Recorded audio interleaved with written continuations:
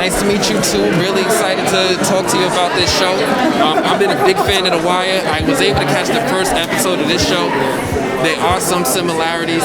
I'm wondering if you're ready for like when people are going to do that, like that lunchroom conversation. They're going to be sitting there saying, "Yo, versus this show versus The Wire, which one's better?" And if you welcome it, I welcome it because I think they're both important in their own way. Like The Wire dealt with systems and how certain systems failed because of people's commitment into returning favors to other people. Right? This show is like almost like visual essays.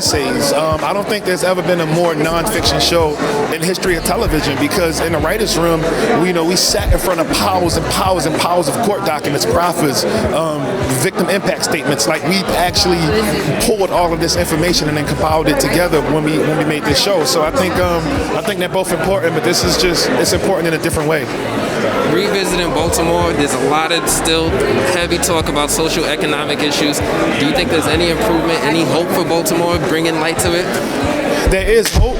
The problem is, I think leadership is going to have to reimagine what policing is, what education is, what the citizens need. I think a lot of times people feel comfortable indulging in the same things that they grew up on, and the world is just different now. And the city is thriving in certain ways and suffering in other ways. And the key is for us to just understand that what we have been doing hasn't been working. Like, these big systems and hire more cops and, give them better guns and better technology and take away from schools and give to this and give to that. It's not making our young people feel like they have a real stake in society, and they're acting like people who don't have a stake in society, which is Hunger Games. So until we're able to reimagine that, and not even just leadership, but citizens as well, things won't get better.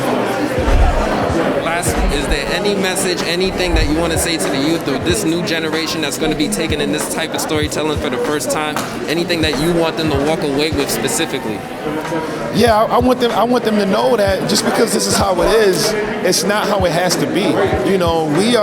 It was brave of HBO, it was brave of George Pelecanos and David Simon and Nina Noble and the whole team to tell this story, because the world has a way of seeing police officers, and this is going to mess with a lot of people, but if we wanted that change that I'm talking about, if we want to do it, then we have to show things that are scary, and that's just a game. So that's how it is, but we can be better, and we're going to keep using our voices, our books, our articles, our films, our documentaries, everything in our power to hold a mirror up to the world, because we didn't dream these stories up. They straight from the headlines.